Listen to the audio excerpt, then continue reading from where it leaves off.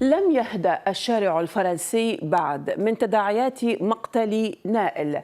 الفتى الذي يبلغ من العمر 17 عاما برصاص شرطي في نوتيل في باريس، ولا تزال الاحتجاجات والمظاهرات مشتعلة في العديد من الأماكن. أظهر مقطع فيديو طبعا انتشر بشكل واسع على وسائل التواصل الاجتماعي، وتحققت وكالة الصحافة الفرنسية منه. أظهر رجلي شرطة وقد أوقفا سيارة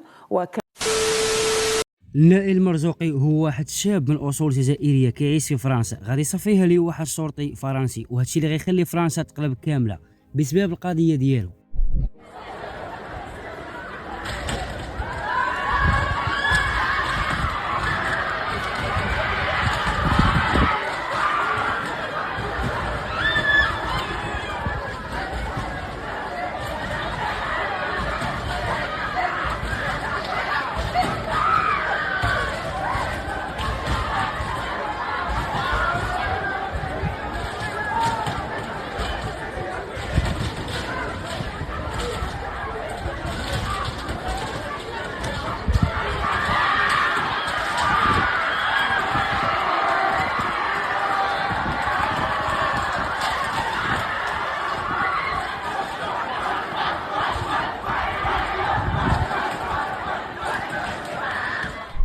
نائل اللي كان في عمره 17 عام كان واحد الشاب محبوب في الحي اللي ساكن فيه، وكان خدام في توصيل بيتزا في نانتير، وكان كيعيش مع الام ديالو وما كانش كيعرف الاب ديالو.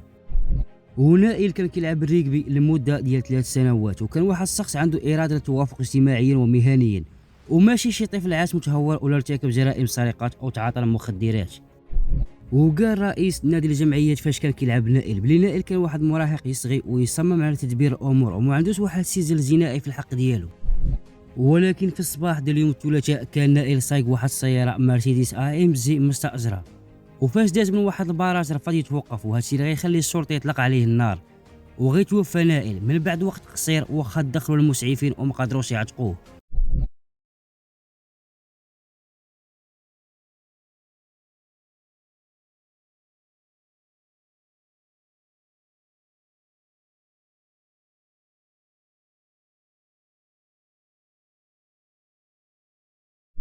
هاد الشيء اللي غيخلي فرنسا تقلب بالمظاهرات واعمال الشغب والتخريب فاش مات نائل.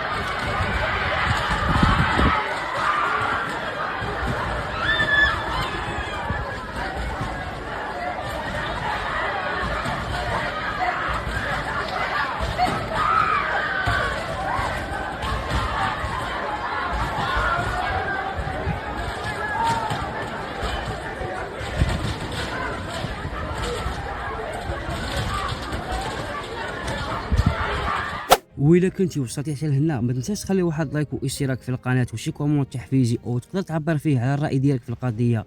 والله يرحم نائل والله يصبر عائلته، وشكرا على المشاهده.